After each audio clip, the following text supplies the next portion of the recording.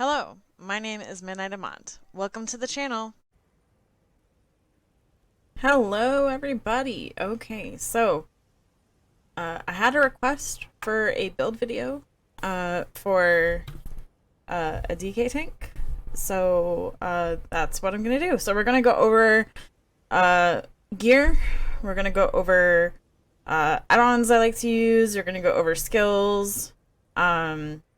And I'm gonna be briefly going over CP, but I don't really change anything in terms of CP. I just follow a website, and then I use an add-on to change my CP when I go into certain trials.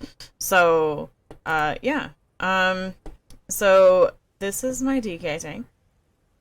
So we're gonna go over attribute points first. So most of his points are into health because the majority of your abilities scale off your highest stat. Some of them, not all of them. So as a tank, you really want one of your abilities to be one of your resource pools to be higher than all the others. And the majority of your like defensive skills, they scale off how much health you have. So the more health you have, the better. Just to make sure that when I swap sets, I didn't suddenly have more magicka than stamina. I put just a few points into stamina, and one into magicka. But the majority of your points are going into health. So one thing you want to be aware of are spell resistance and physical resistance. So you want to make sure not to go over the cap, which I believe is 33k for both. And then because if you do go over, then it is wasted. It's a hard cap and not a soft cap. So it is a rule and not a suggestion. So you'll definitely want to make sure that when you are doing skills to sort of just look at this. I'm using an add-on to give me a little bit more information here. But yeah, but we want to make sure that we're not having more physical and spell resistance than we should, because if so, then that means you need to change things. Like you could change skills you're using, or you can change your CP, or you can do other things in order to make sure that you are not going over those caps. So that's attributes. So now we're going to go into skills. So we're going to start with our class skills. So engulfing flames is really important. That is like nearly always on my bar. And so essentially what it does is that when you do the flame breath, affected enemies take more damage from all flame damage attacks. Okay? With a maximum of 10% bonus damage taken. So if I breathe this fire breath, this engulfing flames on a boss, that boss will take more damage from all flame damage attacks. And most magicka DPS are using flame staves. So that means it's going to be a damage boost for your group. So your primary goal as a tank is to make sure that the boss is focused on you because you can take the hits, and to also make sure that you are debuffing the boss so that it's in a weaker state, so that your group members can kill the boss faster. So that's pretty much your goal as a tank, and that's your job. So that's one skill. So unrelenting grip is the next skill. I'm just sort of going in order in the class skills. I'm not doing this in any sort of like order of priority in terms of like what you should have on your bar. I'll talk about that after I go over all the skills. So I almost always have engulfing flames on my bar, but unrelenting grip, I only use for certain fights. And you want to make sure to get unrelenting grip and not empowering chains. So I'm using an add-on right now that's showing me both morphs. But you see empowering chains pulls you to the enemy instead, which you don't want, right? So part of your goal as a tank as well is crowd control. Okay, so if there's lots of ads, you need to try your best to gather them all to you so that one of them is not like running away and focusing a damage dealer and then killing them, right? So for Unrelenting Grip, you pull an enemy to you. Now, something to note is that it won't pull everything. Okay? It won't pull bigger adds, or adds that have flags on their backs in trials. It will not pull those things. You can use it on them as quote-unquote a soft taunt to get their attention, to make them try and come to you, but it will not pull them over. And then so you wouldn't use it for everything. There are other skills you could put in place of that. So let's go over passives too. So Combustion increases the damage of your burning and poison status effects by 50%, which isn't super important, but the next part is important. When you apply a burning to an enemy, you restore 500 magicka. So that's good. Okay, so this is a way for you to restore resources, right? Because your life as a tank is all about resource management, right? Because if you run out of health, you're dead. If you run out of stam, you can't block. And then you're probably dead. If you run out of magicka, then you can't do a decent amount of your skills. And then that probably also means you're dead. Because you can't do your skills. So you can't protect yourself. Because blocking only goes so far. Then Warmth. When you deal damage with a direct damage with an Ardent Flame ability, you reduce the enemy's movement speed by 30% for 3 seconds, which is also good because it's another way of crowd control, right? You're slowing them down so that you can more easily get them. Then you have Searing Heat. So increases the damage over time of your Fiery Breath, Searing Strike, and Dragonknight standard abilities by 33%, and the duration by 4 seconds. Okay, so this is going to have a 4-second more duration, which I believe is already showing. So there you go. Okay. And then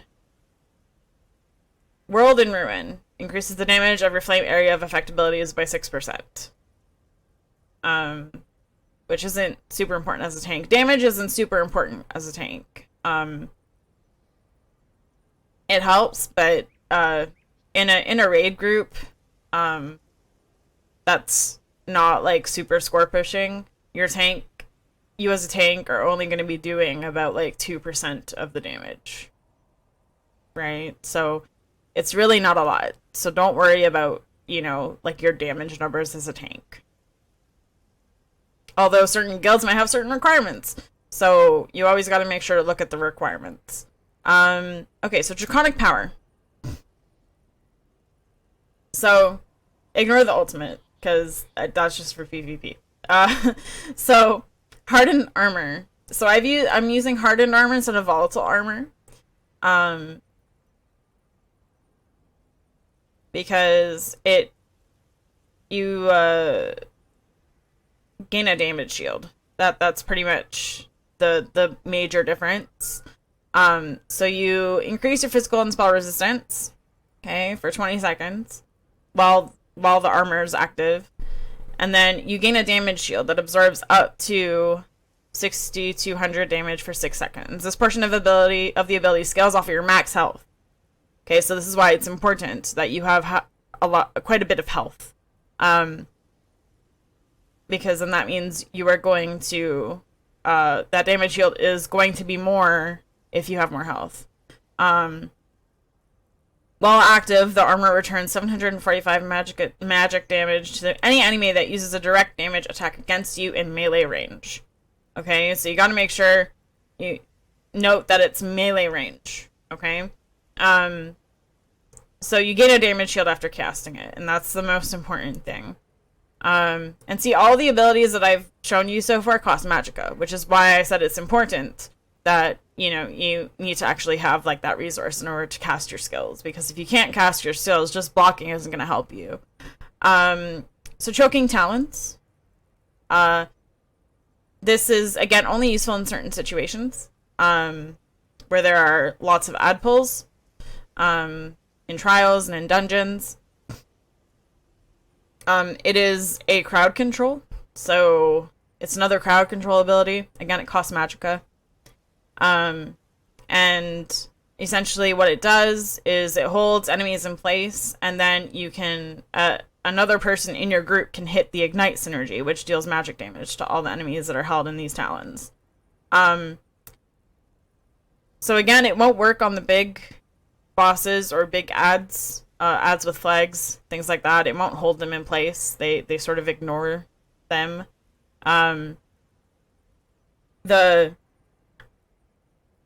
I think the minor maim still goes off, so I mean it's still technically useful because it reduces their damage done by 15% for 10 seconds. But it doesn't hold them in place or anything. So you won't always need to have your talons on your bar. Green Dragon Blood. Now this is like a super big staple of a Dragonknight tank. I have this active almost at all times. Because draw on your Draconic Blood to heal for 38% of your missing health. Okay, so you also gain major fortitude, major endurance, and minor vitality. So it increases your health recovery and stamina recovery by 20%, and healing received by 8% for 23 seconds. Okay, so you're gaining more. Okay, so you're gaining back more health recovery and more stamina recovery, and you get more healing received. So this is really good to keep active at all times because you always want to have more health recovery and you always want to have more stam recovery because as a tank, it's a resource game. I mean, it is for healers and damage dealers too, but they usually only have to worry about their offensive resource, which is either magic or stamina, or they have to worry about their health, right? But you as a tank have to worry about all three of your resources. So it gets very complicated in harder fights. So you want Green Dragon Blood. You do not want Coagulating Blood because it heals Coagulating Blood heals on your max magicka and your spell damage, which you as a tank don't have a lot of. Okay? So you really do want Green Dragon Blood. So, Protective Plate. So, you flex your scales, reducing damage taken from projectiles by 50% for 6 seconds, and you gain immunity to snares and immobilizations. Okay, Protective Plate is useful in places where you are receiving a lot of projectiles at once, and you are struggling to heal through the damage. And again, another magicka skill. So see, every skill I've told you about so far is a mag skill that you have at your disposal, okay? So Protective Plate is useful, but you don't always have to have it on your bar. But if you realize you're facing a lot of projectiles, like a whole bunch of flame damage, or if you're in Cloud Rest and the orbs are dealing lots of damage to you, because that hurts, it is an option to have on your bar. Deep Breath. So, Deep Breath is a really nice interrupt. So, you also get healed. So you channel Draconic energy to suck in the air around you, dealing 1,616 magic damage to nearby enemies and healing you for 119% of the damage caused. Okay, so it heals for quite a bit, actually. And then if you hit an enemy that is casting, they get interrupted, set off balance, and stunned for 2 seconds. Okay? So that's super important too, because they get interrupted, which means they can't do their skill. They get set off balance, which means that your other members of your group can deal more damage to that enemy. And they're stunned. So it's a super, overkill crowd control. But it's also very expensive, right? Like, it's 3,928 magicka. So that's a lot of magicka to use. So you want to be careful of when and where you are using this skill, because it's not always super useful in some fights. But in fights where you do have to interrupt, it is nice. Now we're gonna look at passives. So you get a flat increase the amount of damage you block by 10%. Which is nice because you also have passives in with your sword and shield skill line. So you end up being able to block quite a bit of damage before you start getting hurt, which is nice. Well, while a Draconic power ability is active, your healing received is increased by 12%, which is why I always try and keep Green Dragon Blood active. Not only do you increase your health recovery and your stam recovery and your healing received, you also have a flat healing received is increased by 12%, right? So while this is active, your healing received is increased by 10%. I mean by 20%, sorry, not 10. By 20%. So that's super important. Because staying alive is super important as a tank. So for Elder Dragon, you increase your health recovery by 5%. And then increases the range of your melee attacks by 2 meters. This effect only applies to instant cast attacks with a 5-meter range. This is really nice because it does, I believe, affect your taunt, your melee taunt. I'll have to check when we get there, though. But then that way, you can be just a little bit further away and still do the things you need to do, which is really nice. And then you also get a flat, like, increases spell resist by 3,300, which is great. So Dragonknights are, like, pretty much the, like, staple for tanks, but there are ways to tank in every single class.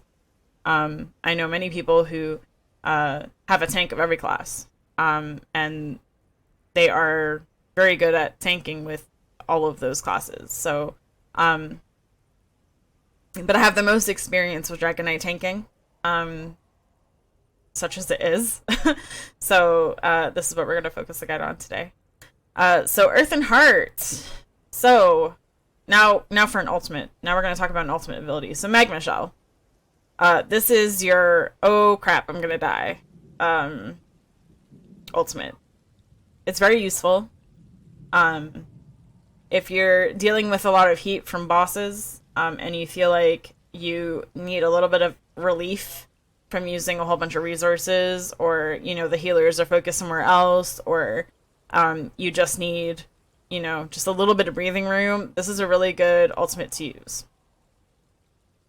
So it limits incoming damage to 3% of your max health and deals flame damage, okay? And while activated, nearby allies gain a damage shield, which is really nice. So, and that's for 10 seconds. It does cost a lot. It costs less than your other ultimates that you could use, but it's still a fairly high cost. So, it might be difficult to sort of time using this ultimate with lots of incoming damage, especially if you've just used another ultimate recently. But it's good to have. And it's usually on my front bar. So another ability for you to consider is Fragmented Shield. This is personal choice. So you can either use Igneous Shield and increase your shield strength on yourself, or you could use Fragmented Shield and just make sure that the shield is sort of spread throughout your allies. And for Fragmented Shield, you also increase healing done. And it's a little bit higher than the Igneous Shield. So it's for 6 seconds instead of 3 seconds. So I personally use the Fragmented Shield. And again, this portion of the ability scales off of your max health. So this is why it's important to have quite a bit of health as a tank. A DK tank in particular. So again, another magical ability. Okay, that's something to keep in mind. Cinderstorm. It's a little bit of an off skill. Like, you don't... This is something that I rarely use, but if I am off tanking in Sunspire, for instance, and we are doing the ice tombs, I will lay Cinderstorm underneath the tomb to help heal the person in the tomb, just for something to do. Or I put it underneath myself if I feel like I'm getting a lot of heat and just need that extra healing. But it does cost a lot of magicka. So 5,500 magicka if we're like rounding up, right? So that's a fair amount of magicka to use. So you want to be careful of when you use it. So passives. So increases the duration of Earth and Heart abilities by 20%. So they last longer than normal, which is really nice. Battle Roar. So this is cool. So when you cast an ultimate ability, you restore 54 health, 46 magicka, and 46 stamina for each point of the ultimate's cost.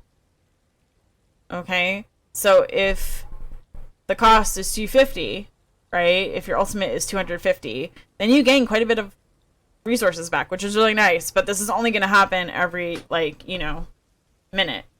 Or every, minute and a half, depending on what's going on. So, this is a nice extra thing. But don't depend on this to restore your resources. Or only this. Don't depend on only this to restore your resources. Mountain's Blessing. When you cast an Earth and Heart ability, you and your group gain minor brutality for 20 seconds, increasing your weapon damage by 10%. So again, this is a way to help your group. Okay? If you're in combat, you also generate 3 ultimate. This effect can occur once every 6 seconds. Okay? So this is really useful as a tank because you want to be able to use your ultimate as often as you can, because your ultimate is usually aggressive Warhorn, which we'll get to.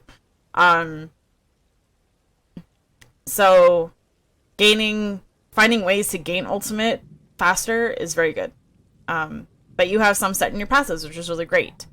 So Helping Hands. When you cast a non-stamina costing Earth and Heart ability, you restore 990 stamina. Okay, so if you use Fragmented Shield, right? Or you use your ultimate here, you gain 990 stamina back, which is really nice. So it's a way, so you're getting ways from your passives to get magicka back and stamina back and health recovery and things like that, and it's really good. So it makes it sort of really well balanced. So weapons. So we're gonna go to one-handed shield. So you have an ultimate ability that's really useful. I don't use it super much anymore, but I used to, and I'll probably use it in like specific fights. But this is something that's nice to have, but not, like bread and butter. So what it does is you reinforce your shield, allowing you to automatically block all attacks at no cost for 8 seconds. Your one-handed shield abilities cost nothing while this effect persists. So it's really nice. Again, if you're taking a lot of heat from excuse me, you're taking a lot of heat from bosses, you can just pop this and you're sort of invincible for a little bit, and you can gain some resources back, and none of your one-handed shield abilities cost anything, which is really good. So Ransack and Pierce Armor. So now we're getting into stamina abilities. Okay, so again, Ransack and Pierce Armor, it's a personal choice. I choose Ransack because I like the minor protection. But you could remorph it depending on what content you're doing. So don't hesitate to fully level both morphs and then choose when to use which. Because Pierce Armor gives Major Breach, which reduces spell resistance. And most groups nowadays, for trials anyway, for trial content, are magicka based. At least from what I've noticed. So Pierce Armor probably is more useful, but Staying Alive is also useful. So Ransack, having the minor protection, is really good. But again, it's a personal choice. So Heroic Slash. So you will want Heroic Slash over Deep Slash, because you don't really care about the damage, and you have other ways of snaring your enemies. So I would choose Heroic Slash personally. So it deals damage and afflicts them with minor maim, which reduces their damage done by 15% for 12 seconds. And then you gain minor heroism, granting you one ultimate every 1.5 seconds for 12 seconds. So it's another way to gain ultimate, which is really nice, which Deep Slash does not have. So that's good. Okay, so this, again, I believe would be personal choice. I like the fact that with Absorb Missile, I can heal when a harmful direct damage projectile hits me. Instead of reflecting it, I heal instead. So which is really nice. And it's a really nice damage shield too. It absorbs up to 12,669 damage for 6 seconds. So if you are facing enemies that like to spit stuff at you or put arrows toward you or things like that, this is a really good thing to have. But again, it won't always be on your bar. You could probably change things around for other fights. And again, you also have protective plate. It doesn't heal when you get hit, but it's still another option for you to use. So again, it's personal preference. You might want to level both morphs, and then depending on the fight, you could swap back and forth. Because with defensive stance, you reduce the cost of block by 10%, and you increase the amount of damage you can block by 10%, which is really nice. Which is something that Absorb Missile doesn't have, so it just really depends on the fight that you're doing, I believe. Okay, and so next thing is your shield charge. So you rush an enemy and ram them, dealing physical damage and stunning them for 3.7 seconds. Stuns up to 50% longer based on the distance traveled. This isn't fully leveled, so the fully leveled one stuns them for 4 seconds. So based on the distance traveled, it stuns for longer. Again, the stun will not work on bosses in trials. And it won't work on bosses in dungeons, but it will work on ads. It will work on, little things. But it is a really nice gap closer. So that is something to keep in mind if you're trying to move toward a boss that likes to move around a lot. Cloud Rest comes to mind with the slowed. The main boss, Zamaja, if you'd like to sort of chase after her and turn her around really fast so that she doesn't mind beam the group. This is a really good way to have that. It costs quite a bit of stam, so just be careful of when you use it. But yeah, so that's your gap closer. So let's go over passives.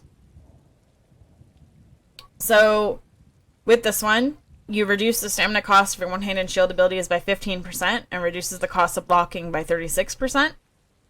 So that's a really good sort of gift we've been given, so that it reduces the stamina cost and reduces the cost of blocking. And you already have a flat reduction to block anyway with Iron Skin, right?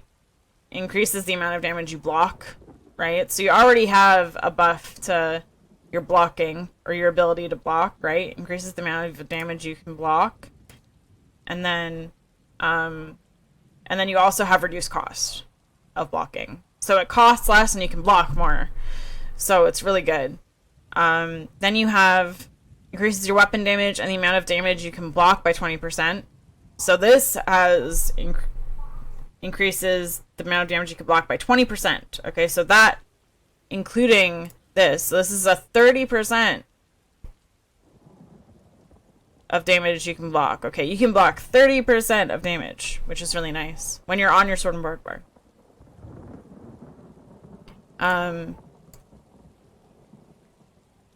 So that's really nice. And then improves your standard bash attacks. Your bash attacks gain an additional 500 weapon and spell damage and cost 40% less stamina. Okay, so you have now reduced how much it costs to bash, which is really good. And then increases the amount of damage you can block from projectiles and ranged attacks by 14%. So that's just a flat increase from projectiles, which is nice. That in addition to this is really good. So those things together make you really strong against projectiles. And then it reduces the movement speed penalty of bracing. And the current penalty is 36%. So, oh hey, yay. Okay, so it's movement speed of bracing here. So, see how I'm moving so fast? And then let's go on my other bar. See how slow that is in comparison? And see, look at how much faster that is. I'm like almost like running. See that? It's a big difference. Okay. So as you just saw, I tank with a sorting board and a destruction staff. So, again, that is personal choice. You can do both sword and board. I've even seen builds on some classes, not a Dragonknight specifically, but I have seen builds where you can do a double destruction staff build. So, again, it's just sort of like what you feel like. But I have personally gotten used to having a destruction staff. So we're going to go over skills now. So Crushing Shock, it's useful because it provides an interrupt. And they're set off balance and stunned for 3 seconds. So it's basically, it's similar to, so Crushing Shock is similar to your Deep Breath, except it costs less. But it also, if you use this, you get more passives involved. But this is just sort of like an easy way to interrupt. But it is single target. It is one enemy that you are interrupting. So if you want something that's a mass interrupt, then you would use Deep Breath. So Elemental Blockade. So this is your way of keeping up your enchant on your staff bar, to keep it in time with a timed ability. So you slam your staff down to deal magic damage, and then Frost reduces enemy movement speed and immobilizes chilled enemies, which is really nice. So reducing enemy movement speed is really good because that way it makes you able to manage them better. Then you have weakness to elements, which I've been trying to level, but it's not fully leveled yet. It's not even morphed. I feel bad. But basically, you want it to be Elemental Drain. It's a good skill to have. I know I haven't leveled it, so this is a bad example. But you want to level it to Elemental Drain because it afflicts enemies with Major Breach, reduces their spell resistance. So it's a good thing to have on your bar if you're using Ransack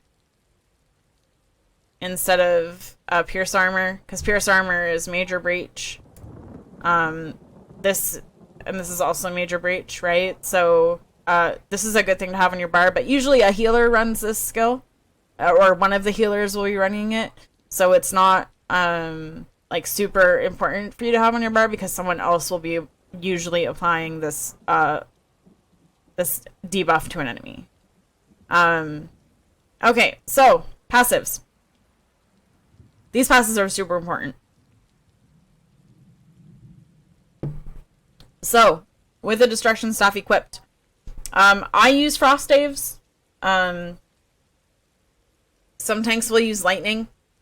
I've never really heard of a tank using an Inferno Staff, but there's probably a build out there. But I use Frost Staves, because that's what I have and I like using them. But I like the shock saves for the charge sort of heavy attack, where you can see the heavy attack go all the way through. But the frost off heavy attacks are really nice because they're an additional way to taunt enemies. If you do not want to taunt enemies with your frost staff, please make sure you don't put points in Tri-Focus. Okay? Because also, while a frost staff is equipped, blocking costs magicka instead of stamina. Usually, when you block on your Dragonknight, when you have a destruction staff, you do want to usually block on your sword and board bar here. Because it costs less and you block for more, right? So that's important. But if you're stuck, then you don't really have a choice. Then, you know, it is what it is and you're blocking on your staff bar. But keep in mind that doing so will cost magicka. Okay? But if you don't want any of this, you don't have to take this passive. Personally, I find taunting, especially range taunting, to not be super responsive in this game as of late, or just taunts in general. I've experienced having to taunt an enemy several times before it actually works. So having additional ways to keep an enemy focused on me is super important. So that's why personally I have put this in here. Okay, so penetrating magic. Your destruction staff ability is ignore 10% of the enemy's spell resistance, so that's kind of nice. So you can do a bit more damage to them. Elemental Force increases your chance to apply the burning, concussion, and chilled status effects by 100%. Okay, so for status effects, let me look to make sure what they are before I mess it up.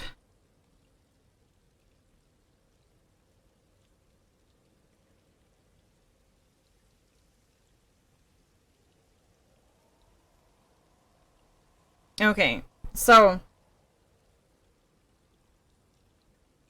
the chilled status effect applies minor maim, okay, which reduces the target's damage done by 15%, okay, and also applies a very small damage over time effect. Okay, so concussion applies minor vulnerability, increasing damage taken by 8% for 4 seconds. Okay, this usually comes from any lightning damage. Okay, it does not proc off of staff, light, and heavy attacks, but it can proc from the splash damage of the heavy attack. Also applies a very small damage over time effect. Burning, flame damage over time for 4 seconds and ticks every 2 seconds. Okay. Chance to proc from any flame damage. Okay. And I just read that off of Alcast's website, and I will be including the links to Alcast's website in the channel description, in the video description, rather. Because I use Alcast for information like that, and I also use Alcast for champion point allocation. So increases your chance to apply them by 100%, which is really nice. So ancient knowledge. Okay, so equipping a frost staff reduces the cost of blocking by 36% and increases the amount of damage you block by 20%.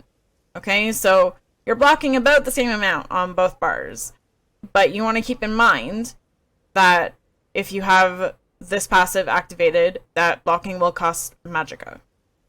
Okay. And so Destruction Expert. When you kill an enemy with a Destruction staff ability, you restore 1800 magicka, so that's pretty nice. So armor. So I use all heavy armor. Okay.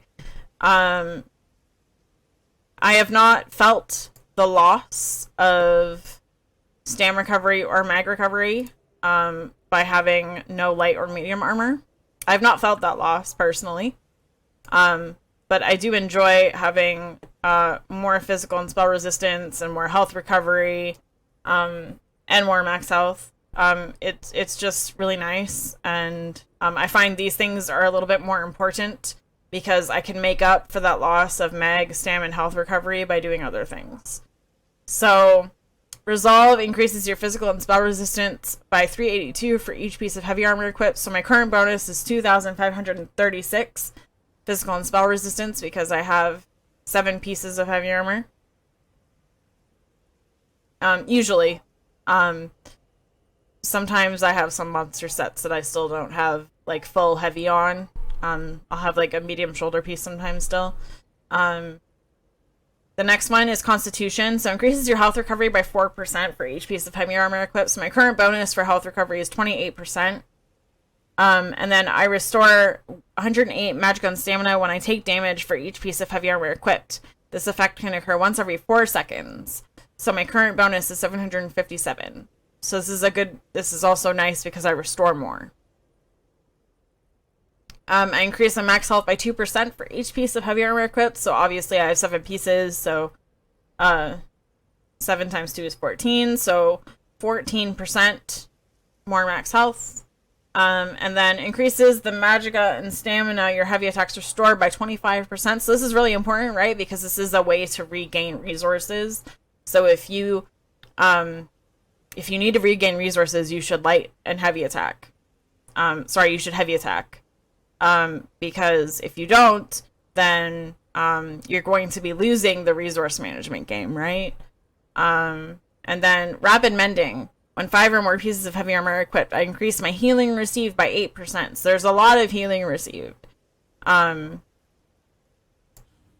I am a vampire. Please note that come Greymore, this status of me having vampirism may or may not change. The PTS as of this time of this video is not out yet.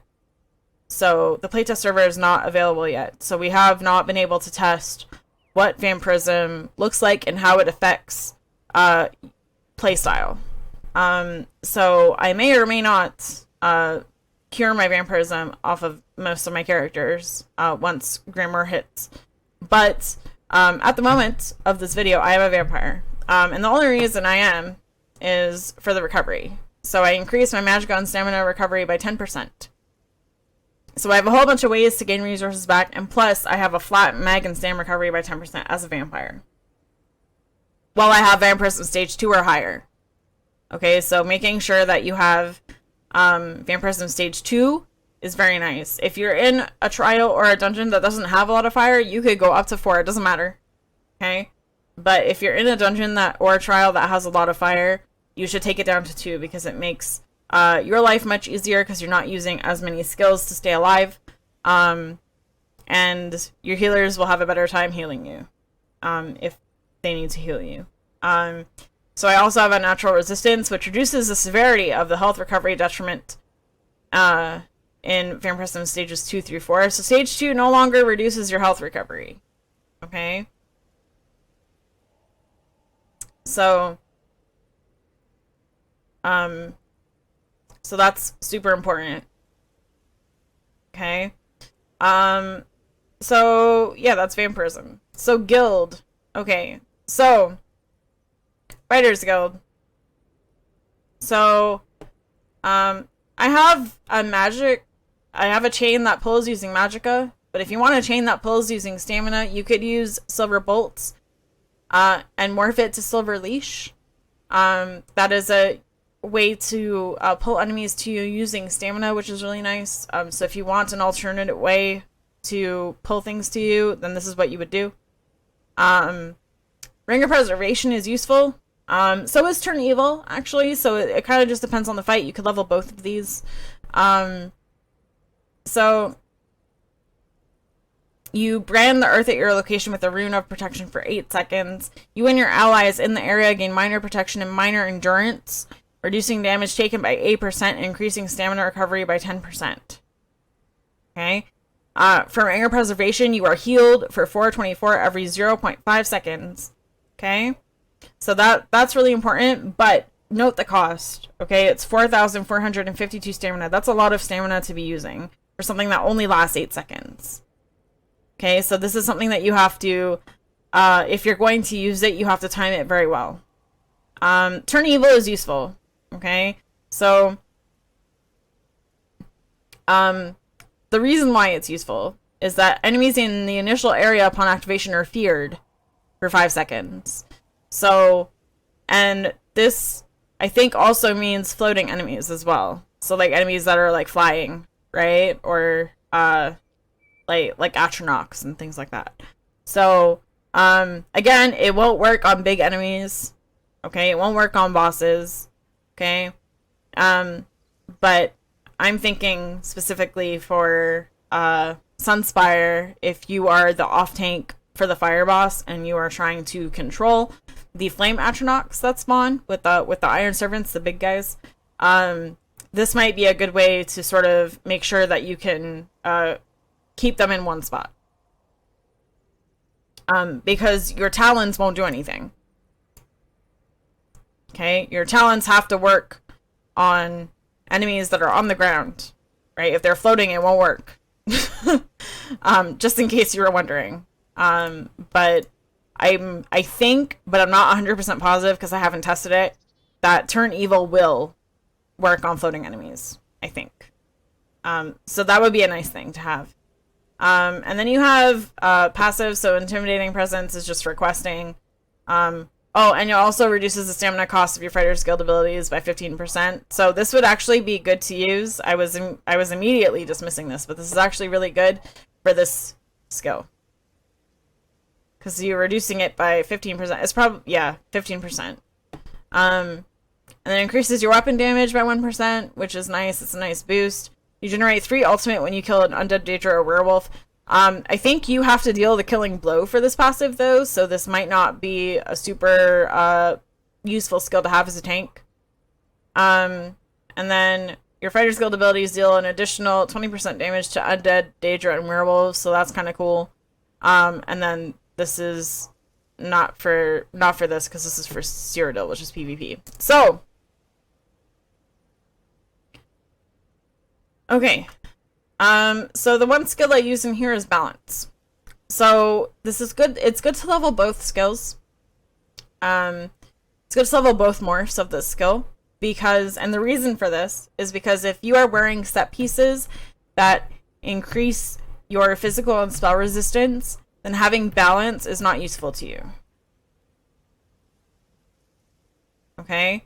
So I will repeat this. If you are wearing a set piece, the one that comes to mind is Mighty Chuden, the monster set from Ruins of Mazatoon. If you are wearing this, and you are already very close to the cap, actually it doesn't even matter if you're very close to the cap, because you already have Major Resolve.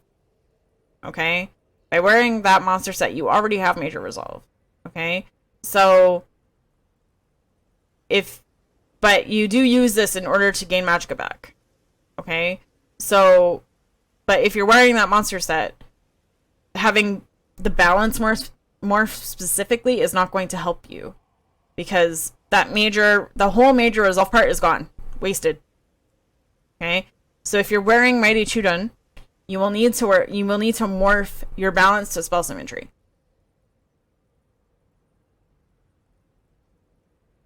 Okay? Which is useful because then the cost of your next magic ability is reduced, so that's kind of cool.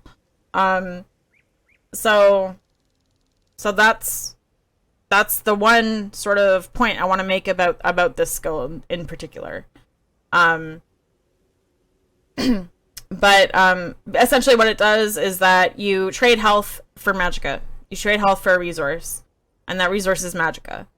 So don't be afraid to use this, but just be careful, because you could potentially use it at the wrong point and already be low on health, and then make your health lower, and then an enemy hurts you, and then you're dead. Okay? So this will take some getting used to. And, you know, like, if you're like me and you tend to fat finger skills, then, you know, that's going to be super important too, right? You do not want to do the skill at the wrong moment, and it is very easy to do that at the wrong moment, okay? I mean, so with this ability, you can't kill yourself. Okay, so see, going. Okay, I can't kill myself with this skill because it grays out. Okay, I'm trying to press it. Nothing. Okay? I can't press it anymore. Okay? So I can't kill myself with the skill. Okay? But I can be low health, right? I can already have lost a decent portion of my health, and then do the skill, and then an enemy hits me, and at this point I only have 16k health, and most bosses, when they are focused on you, will do more than 16k damage with their abilities, and then suddenly you're dead, and you're like, ah, I'm dead. So, yeah, so that's super important. So you'll definitely want to get the passive abilities. I haven't fully leveled it because it involves, the only way to advance this skill line is to collect special lore books to increase your rank. Okay, that is the only way. Doing the Mage's Guild quest line, not really going to help you. I mean, there is a book at the end of like almost every quest in the Mage's Guild skill line, but that's like, I don't know, like maybe 5 books. Okay, so you have to go out into the world and find lore books. Okay, and that takes a long time because each book is 5 points. Okay, and I'm at 8, and I need 210 points.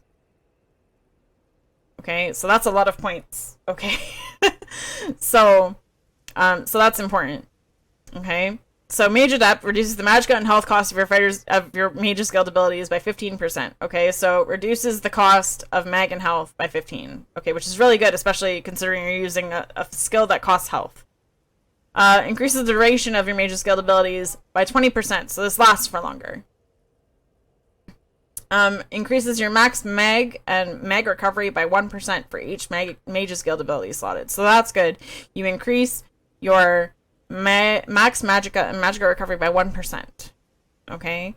And then I don't have this one, but casting a Mage's Guild ability has a 50% chance of granting you Empower, increasing the damage of your next light attack by 40% for 5 seconds. Okay? Psijic Order. You can either buy it in the crown store for 3,000 crowns, or you can do the quest. Or you can do the quest line. The quest line takes a while, so make sure to set aside time to do it. And make sure that if you're in a guild that you get a whole bunch of your way shrines in advance. That'll make your life super easier when you're doing this. So with this one, the ulti is useful. Not this one, but one of the morphs reduces the overall damage you take, which is pretty good. But there are better morphs. There are better skills to use in your ultimate slot. So this is really just being selfish. And as a tank, you want to try not to be selfish. It's going to be hard depending on the content you're doing. Like, for instance, when I did Veteran Black Rose Prison on my tank, I was super selfish. But the reason for that was if I died, the rest of my group was dead. Because everything in Veteran Black Rose Prison pretty much like does a one-shot. So you want to make sure that the skills and the gear you're putting on fit the content. So doing research, talking to people who also tank, and just asking a whole bunch of questions is really useful. So Deep Thoughts. This is really the only one I use. And it's not useful every time for everything. So keep that in mind. If there's a boss that's going to knock you back, if there's a boss that's going to require you to move around a lot, this is not a skill to use. Okay, but what it does is you heal for health and restore magicka and stamina every 1 second. So you float and you restore resources. Okay, so I'll show you what it looks like. This is what it looks like. It actually looks pretty cool. But it's not going to be super useful in all situations. So if you need resources, and you can just taunt the boss, and the boss doesn't actually really do anything to you in terms of like knocking you back or require you to dodge roll or require you to block, then you can use the skill. But if the fight requires you to do a lot of dodge rolling or blocking or just getting out of the way of things, then you can't really use this skill because you won't be getting the maximum use out of it. I'm gonna put the skill back. But it is an avenue to discover. or to fool around with. So clairvoyance reduces the cost. And this doesn't really have a cost because it's a channel. So the cost doesn't really matter. Spell orb ability doesn't matter either. Because you're generating charges, but you have to do it in between light attacks, and you're not going to be constantly using that skill anyway. When you have a Stygic Order ability slotted and are bracing, which means you're doing this, you gain a damage shield that absorbs 5,000 damage, and the damage shield recharges back to full strength after you spend 10 seconds not bracing. And then Deliberation, when you're casting or channeling a Stygic Order ability, you gain major protection, reducing your damage taken by 30%. This does not prevent knockbacks.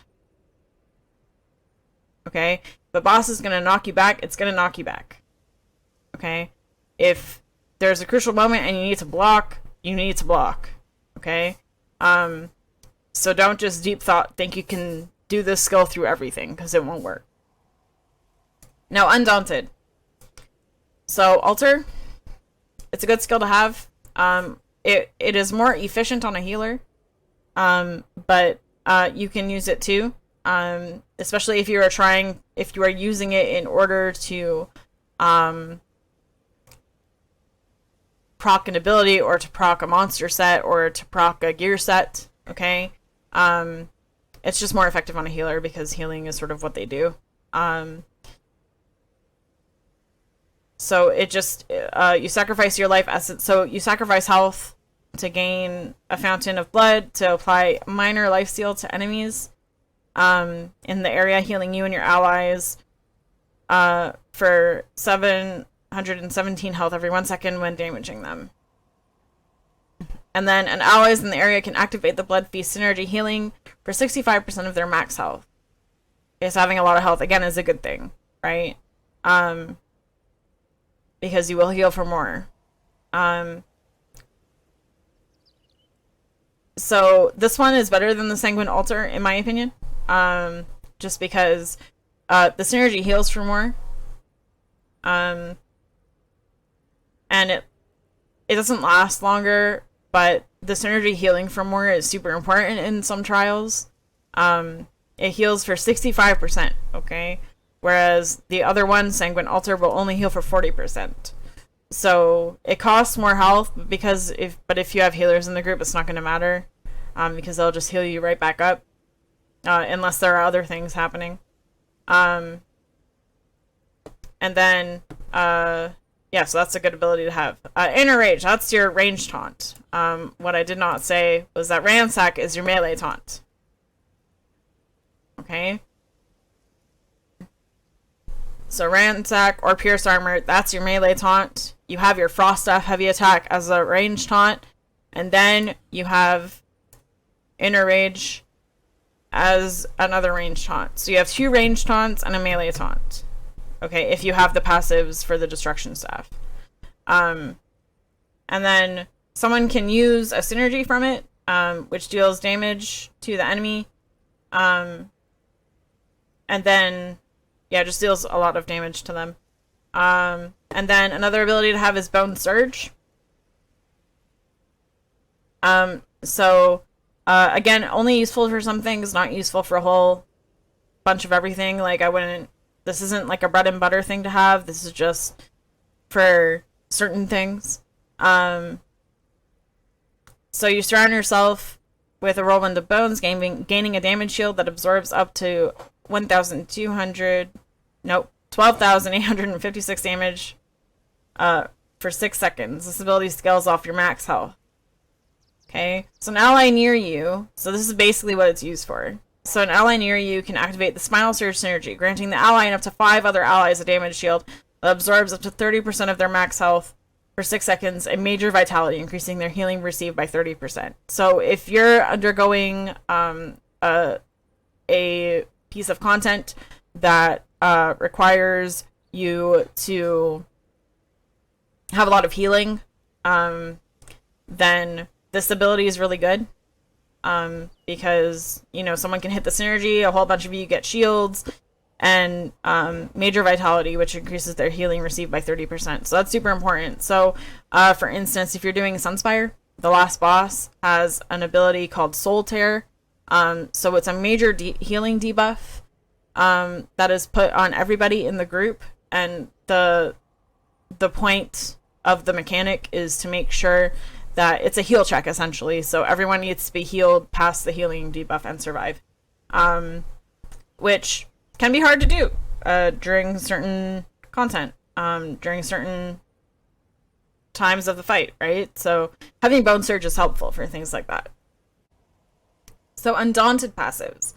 So activating an ally synergy restores 4% of your max health, stam, and magicka. Okay? So current bonus is 1654 health, 713 stamina, and 553 magicka.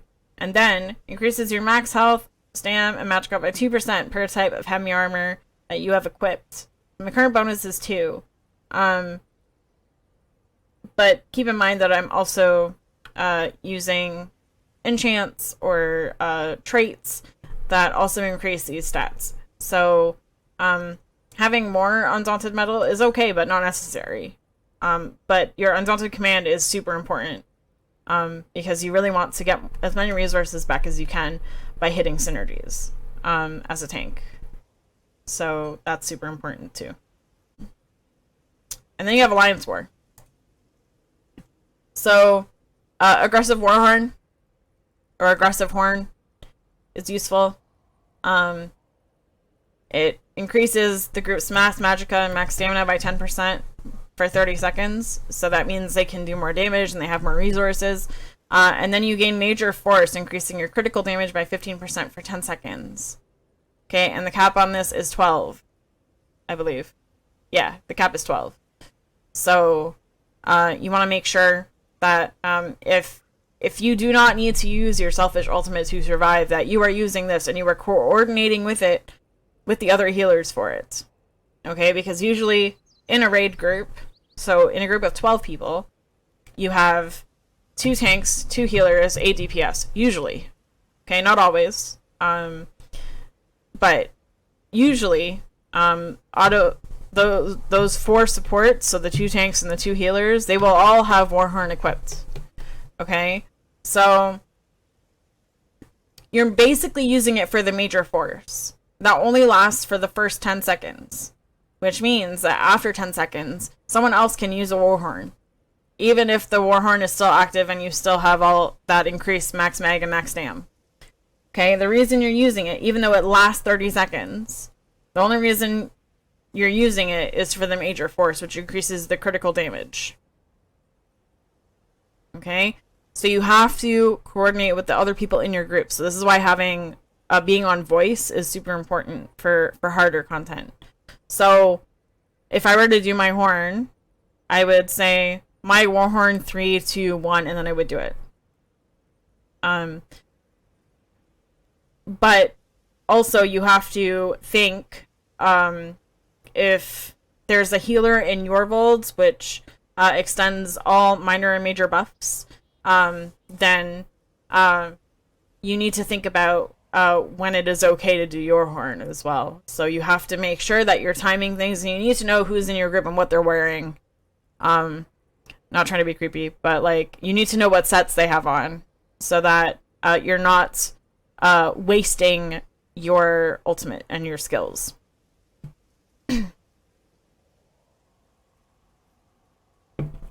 Okay, so another ability. Echoing Vigor. Resolving is a selfish one, so it just affects you. It heals for more, but it only targets yourself. I like Echoing just because I can help my teammates. It hits everybody. And it lasts for 10 seconds. So those are both good abilities to have. There's no passive abilities here that you need, just because those are PvP related. The next 2 abilities you should probably have, maybe even 3, although I don't have it morphed. You'll want Reviving Barrier. So when you do the barrier, it heals. Shielded targets heal over time. So that's really super important if you're meeting a heal check again, or everyone's taking a lot of damage. You can just do the barrier, it hits everybody and they heal, and then it's fine. Everything's okay.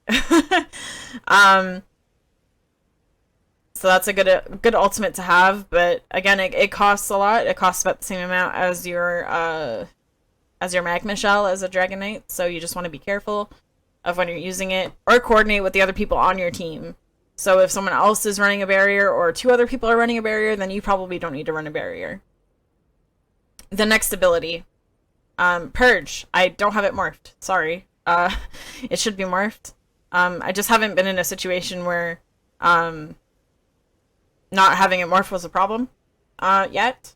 So you want to morph it to Efficient Purge because it costs much less. Reduces the cost. Okay, so you want to make sure you're reducing the cost of the Purge, because right now, Purge, if I were to use this, it costs 7,857 magicka, which is a lot of magicka. So much magicka. Okay? So when I do get the chance to morph it, I want to morph it to Efficient, because then it will only cost 5,499 magicka. Okay? And it removes up to 3 negative effects immediately. Okay? But if you are trying to cleanse something specific, and there are more than 3 negative effects on a player, you might need to cast this more than once for it to cleanse everything. Okay? So that's something to keep in mind. And there are add-ons that help with this if you're on PC. So that's awesome. But yeah, so you may or may not need to cast that more than once for it to cleanse the thing you are trying to cleanse, if you're trying to cleanse something specific. So that's just something to keep in mind. Guard is also something useful. Usually a healer wears it and guards a tank. Usually a tank doesn't need to guard another tank or somebody else. But it's just something nice to have. So basically the damage is split between you as the person guarding and the person that you are guarding. So as the guardee, the person using the skill, you are taking some damage, and then the person being guarded is taking less damage overall. But be aware that if you are using it, it needs to be on both bars. It's like a pet. Okay? If you've switched bars and you don't have guard on your bar, on that bar, it will disappear. Okay? You do need a passive in here. Magicka Aid. So increases your magicka recovery by 5% for each support ability slotted. Okay? So if I put this on my bar, it should change. See, current bonus 5. Okay? You really do want that extra magicka recovery when you're using Purge in particular, just because it costs so much magicka. Because see, now my bonus is 0. Okay, so if I have a support ability slotted, then I'm gonna have more magicka recovery. That's the only one you need. The rest are Cyrodiil specific. Racial passives. So I am an Imperial, but your tank could be any sort of race you want it to be. I just chose Imperial because that was what Guide said, and it looked really nice. I liked the passives, so that's what I chose. But there are a whole bunch of different races you can choose from. So choose the one that suits you best. And that suits your playstyle. And if you find that you want to change it later, then you can change it later, right? So there are race change tokens. So just don't be afraid to level something and then, realize, oh, I should probably have gone with this race instead. You have avenues at your disposal to make sure that you are playing to your playstyle. Passives. Diplomat. So you increase your experience gain with the one-hand and shield skill line by 15%. So just increase experience, increases your gold gain by 1%. So your max health gets increased by 2,000. Increases your max stamina by 2,000. And reduces the cost of all your abilities by 3%.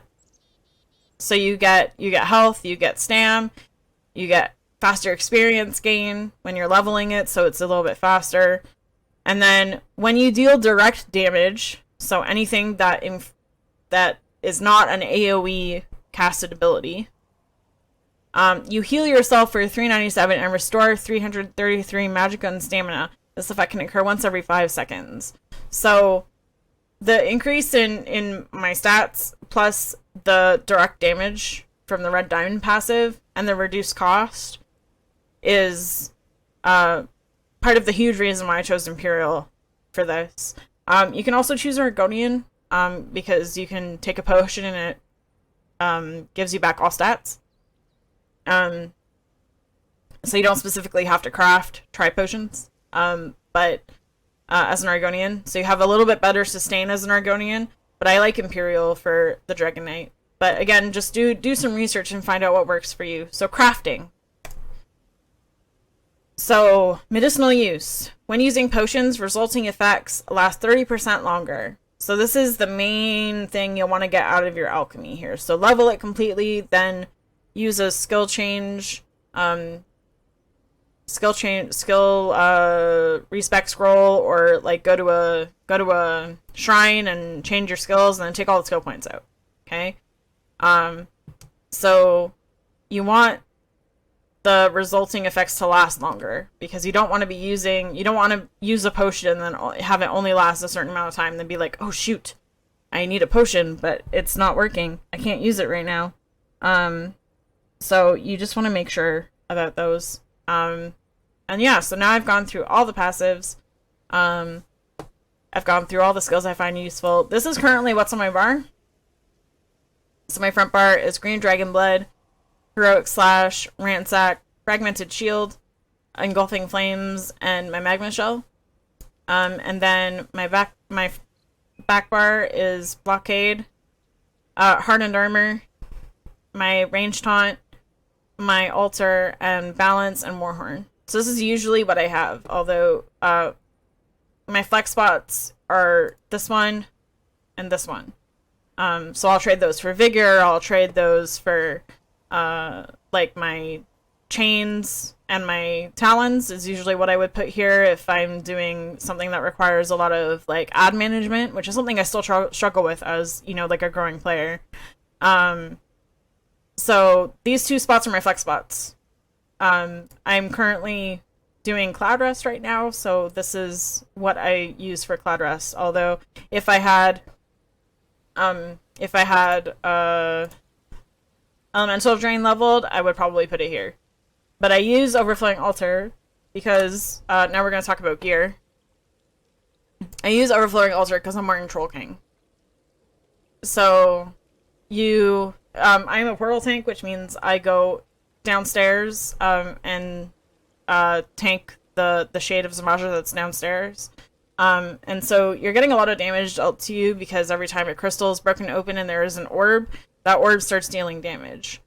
So that in between Zamaja downstairs doing her attacks, or its attacks, means that you are taking a lot of damage downstairs and you do not have a healer downstairs. So using Troll King saves my butt. But going into gear sets. So your sort of bread and butter gear sets are Ebon. And I'm using an add-on right now to search for things. So Ebon. The Ebon Armory. So it adds health, healing taken, and increases your max health by 1,000 for you and up to 11 other group members within 28 meters of you. So it's just it's a little bit of a selfish set, but it also gives health stats to your group, which is super useful. So that's usually, you would wear Ebon, and then you would wear Alkosh. Alkosh is super important too. So Alkosh adds 833 weapon critical. You gain Minor Slayer. So if you do dungeons and trials a lot, having Minor Slayer is good. So it increases your damage done. It adds 129 weapon damage. But the most important thing for having Alkosh is the 5 set. So when you activate a synergy, you send a shockwave from your position that deals 2,115 physical damage and an additional 12,040 physical damage over 10 seconds. It reduces the physical and spell resistance of any enemy hit by 3,010 for 10 seconds. Okay, so you deal a lot of damage, and it reduces the physical and spell resistance. Okay, because it's not given a minor buff or debuff name, it will stack with any minor buff or minor debuff that applies the same thing. Okay, it will stack, which is really nice. If you're looking for it specifically, like as a minor buff or debuff, it is called Line Breaker. So if you're trying to put it in your add-ons, if you're on PC as like a minor buff or debuff, then that is what you would call it. It's called Line Breaker. Be aware that it is a medium set. So, if I look at a belt here, it's medium. So you really want to make sure that you're only using jewelry and weapons. If you are, as a tank, because then that way, you're not getting all the benefits. So that's Alkosh. So usually in most like new content, you would wear Ebon and Alkosh, and then you would usually wear Chuden if you're still getting used to the game, or you would wear Lord Warden, which is here. So Lord Warden adds 2,975 armor. And then when you take damage, you have a 50% chance to summon a Shadow Orb for 10 seconds. That increases the physical and spell resistance of you and your allies within 8 meters by 3,870. This effect can occur every 10 seconds. So this is good, because it makes you all a little bit tankier, which is really good. You want that. Or you can use Mighty Chuden, and this gives you major resolve at all times. So that's why I was saying if you're wearing this, having balance is not good and you need spell symmetry instead. So as a beginner player, you would probably have Mighty Chuden, Ebon Armory, and Alkosh. As you start getting into more harder content, you might want to get other sets. So right now I'm doing Cloud Rest +1. So I'm using Troll King so that I can survive in the portals. Right now I have Perfected Dragonknight on. And it reduces my damage taken, adds stam, and adds health. And then when I taunt an enemy, I give myself and 11 other group members Minor Courage for 15 seconds, which increases your weapon and spell damage by 129.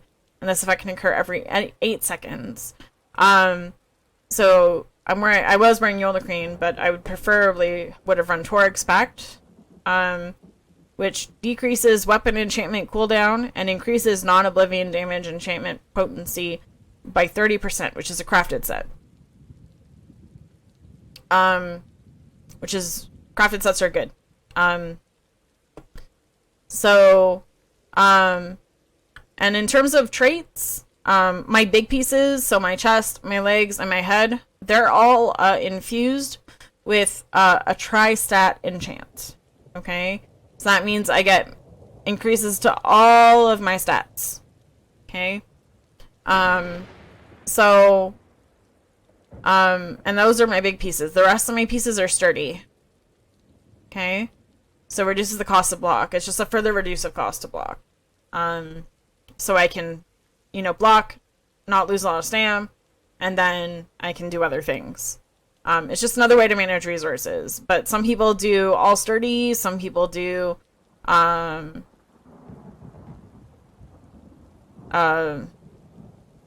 don't know what else other people do, actually. But I've heard people do all sturdy, but I preferably just like doing big pieces infused and the rest sturdy. For jewelry, it kind of depends on what you want to do. I go with all triune just for like easier content, and then when I get into harder content, or I need more like synergies, or I'm getting a lot of synergies, I have a harmony.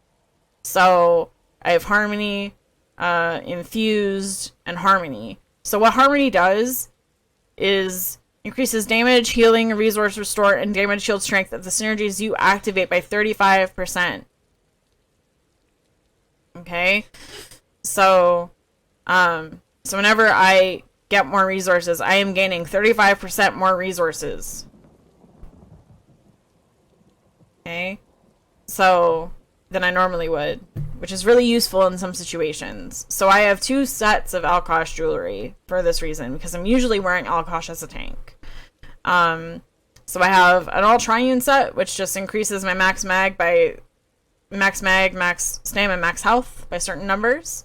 And then I have a specific set of harmony jewelry with an infuse, which increases jewelry enchantment effectiveness, which is my cost of block again.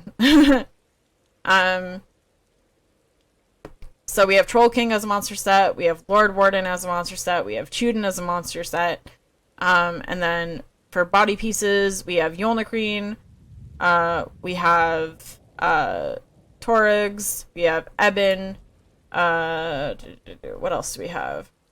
Reactive is like a niche set. It's useful in Veteran Halls of Fabrication. So when you are affected by a disabling effect, your damage taken is reduced by 35. So if someone's trying to, like, if there's an enemy trying to just like whack you or stun you, then you take less damage, which is really nice. And you take a lot of stun damage or like damage that causes you to get stunned in Veteran Halls of Fabrication and certain bosses. So this is a really good niche set, and it comes from the Telvar vendor in Imperial City. I have Plague Doctor. It's a very selfish set, so it gives you lots of max health and adds 4% healing taken, so it adds your ability to get more healing. So it's a super selfish set. But for some content, it's super, like, okay. So, like, in Black Rose, I was wearing Italian Defender, Plague Doctor, and Mighty Chuden, I believe was what I was wearing. And Battalion Defender is really good. It comes from Rewards of the Worthy, so it's then available in guild stores and in PvP. It gives you max health, max stam, healing done, and then the 5 set is after successfully blocking, you heal yourself or a group member within 15 meters of you for 2307 health. And this effect can occur every 1 second, so the cooldown on it is not too bad. This is good for specific situations, not all situations. But if you know you're going to be blocking a lot and you need more healing, this is a good set to have. What other sets are there?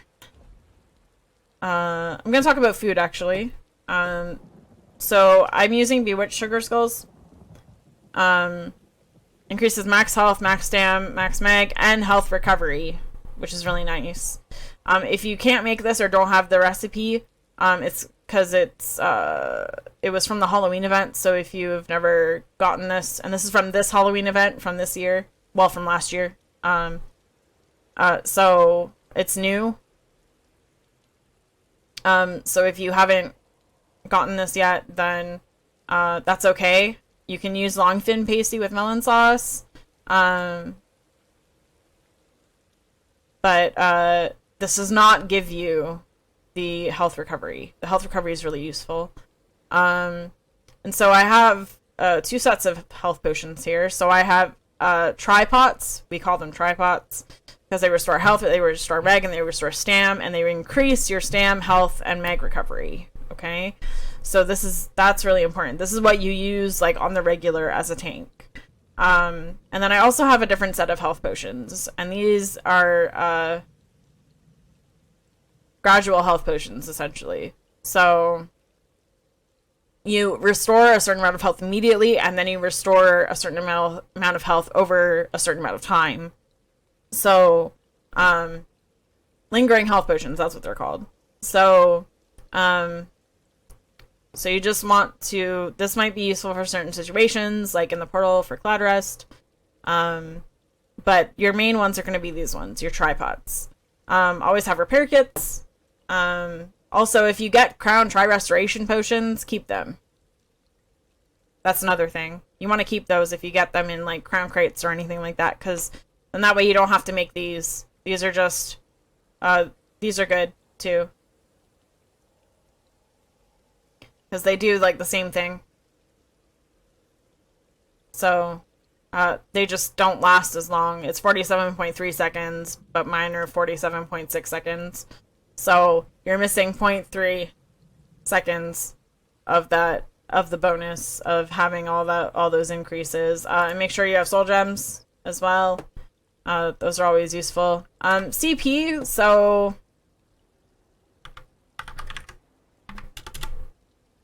So I'm just using an add-on called Overview.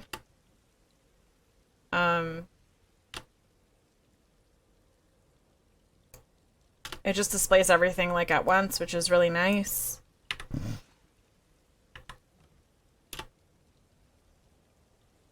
So I use Allcast for my champion points.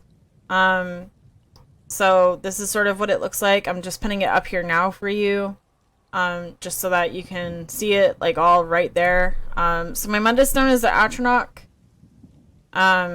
which gives me more magic recovery, because that's important, right? Playing that resource game. And let's talk about the enchants on my weapons. So, okay, your shield is also a big piece.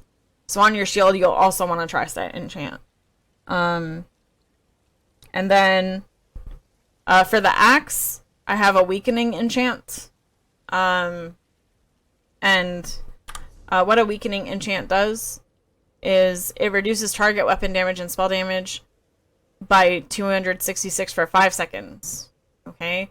So, a healer will also have a weakening enchant on their staff. Okay? So, on the rest of stuff, usually. Not always. It depends on the build, depends on what people are comfortable with. But if you look at the enchant, the amount that the enchant does, it's doubled, right? Pretty much. So it reduces target weapon damage and spell damage by 452 for 5 seconds. Okay? But this enchant won't always be up. Okay? So that's why you are still running a weakening enchant on your one-handed weapon, even though it is not proccing for as much damage. Or like, it's not proccing for a higher amount.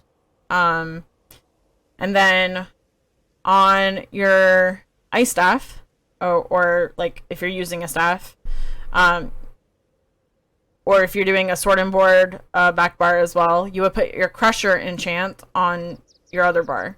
So the crusher reduces the target's physical and spell resistance by 2108. Okay, so because you are running a weakening enchant on a one-handed weapon, it's not proccing for as much, right? Because see, look at how much that is. 452. This is 226, right? So it is doubled on a two-handed weapon. Okay? So, but it's useful to have the crusher enchant on your two-handed weapon on your staff, because the healer will not have a crusher enchant. They will have a weakening enchant. Okay? So that way everyone's covered in terms of like buffs and debuffs here. Okay? And then for rings, for jewelry, I have a mag recovery, a stam recovery, and a reduced cost of block enchants. Okay? And this is just for me. Like, if you feel like you need more mag recovery, then put another mag enchant on. If you feel like you need more block cost, then put more block cost. If you feel like you're running out of stam a lot, then put stam enchants on. You know, it's just going to take time, because as a tank, it's very much like, what is your preference? Okay, what is your playstyle? So, if you ask somebody how to tank, they're going to give you a lot of different responses. So you just really need to sort of do a lot of research and do a lot of like self-exploration as a tank to figure out what you like. And then on my body pieces, like I said, on the big pieces, so the chest, legs, head, and shield, I have the tri-stat enchantment, and then on everything else, it's health. Okay? Add-ons. So specific tanking add-ons that I use. So we are going to look in my add-ons area here. So I use action duration reminder because it reminds me of like how much longer I have on skills. So that's really nice, because I don't look at the timings on anything. But that's hardened armor. Doesn't that look cool? Look at that. So there's that. And then when I'm on my other bar, it's still like it shows up. So I can still, you know, keep track of when I need to do things. So that's action duration reminder. It's really useful. Alpha gear is really awesome. I don't think I have it set up but if you have another character or another tank, you can essentially put in a gear set. Okay, so you insert currently equipped, and this is my Troll King, Dragonknight, and Alkosh setup. And then you can set up skills here too. So I like to match it up with my bar. So this is 1, so that's bar 1. And then this is bar 2.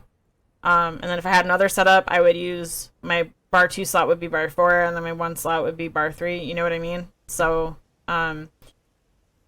excuse me. So this is really useful. Because if you want to get things set up very quickly, then you can just pop this on. And the awesome thing is that you can, when you are interacting with your bank or a storage box, you have to have enough spaces in your bank to do this, or your storage box. You have to have enough space, but you can deposit the gear set, which is really nice. So it just deposits it for you, or you can withdraw a gear set. So if you're sharing, this is good for like all characters. So if you have multiple mag DPS tunes that share gear, or multiple Sam DPS tunes that share gear, or multiple healers, you can just pop it in there, which is really great. So alpha gear is really nice. Then I have some trial specific add-ons. So Asylum Priority Target is it keeps track of the enraged thresholds in Asylum Sanctorium, and reminds you who you should be focusing, essentially. Asylum Tracker gives you notifications for Asylum, so these are trial specific. And then you have champion point slots. So if you go into your champion points, I am max CP, so I don't think this add-on works if you are not max CP, so in that case I would just consult guides to figure out what you need to change. But if you go to trial by Alkosh, trial by Nephis, usually for tank CP, I do trial by Nephis, and then I look at it and see if it's what I want. So right now I'm VCR OT, but if I'm VCR MT, it changes some things, right? So it just kind of depends on what you want it to look like. That the same CP might not be useful for your group, so you really need to think about where your CP is and what you're doing with it. But honestly, I just follow guides for CP because I'm not a number cruncher. So I use Alcast mostly for CP, and then I sort of just ask a whole bunch of people about tanking for everything else. What other add-ons do I have here?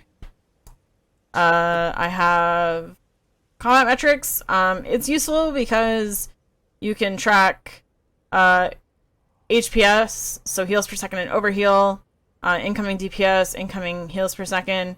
If I am leading a raid, I will look at the DPS, like the group DPS, for some fights to make sure we're sort of like meeting like thresholds for certain things, because like in certain trials you do have like a DPS check. So so sometimes I'll look at that. But looking at the time is super helpful because it shows you like if there's an improvement, like if things are happening faster or if things are happening slower, then you can look at it and be like, okay, like what's happening.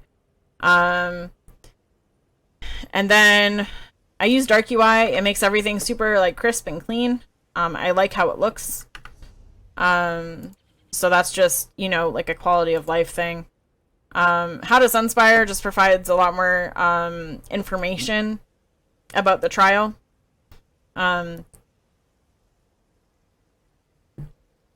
provides notifications for those things. And you can turn them off and turn them on. But it's just a lot more detailed. Inventory Insight. So that's this thing right here. So if I realized yesterday when I was going to wear Torix Pact, half of the gear is on another character. And I was like, oh shoot. So I just decided to wear Your Own Look Green for yesterday when I was in Cloud Rest. Because my usual setup for Cloud Rest is Torix, Alkosh, and Troll King. But I didn't have Torix, so I just decided to wear Your Own Look Green. Because I realized half the gear was on another character. So Inventory Insight's really useful for that. Like, I have 15 characters currently now, and 15 max level characters at that. So that's a lot of gear to be switching between characters. So this really helps me keep track of all of them.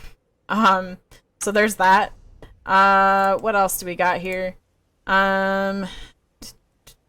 LUI has a lot of customizations. I mostly just use it for the group frames because if I'm in a trial, it color codes who's a tank, who's a healer, who's a damage dealer, and it puts it in like one single like vertical row, which is really nice. It's just a lot of like customization things just to make my UI look like the way I want it to.